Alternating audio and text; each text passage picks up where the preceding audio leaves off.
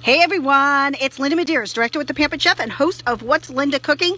Today it is hot and cast iron skillet to the rescue. Look at that. So I was going to do a sheet pan meal and then I said, you know what?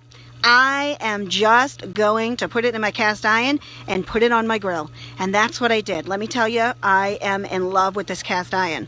It is just amazing. And now that I've got it on the grill, I have a feeling I'm never going back. I think all summer long, the rest of the month, I am going to be cooking on this. So here's what I did.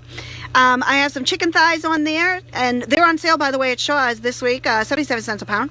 And I have just some regular white onions, sliced up, some carrots, some zucchini, well, yellow squash, summer squash, some carrots, peppers, I said white potatoes, and then I used some seasoned salt on it, and just a little bit, because I always have bacon fat, because don't judge me, because my husband makes bacon in the morning and I make him save the fat. So I kind of smeared it on the bottom and then put all of the stuff in there, put some seasoned salt on it, and put it out on the grill. Easy, easy, easy, not heating up my kitchen. I am in love.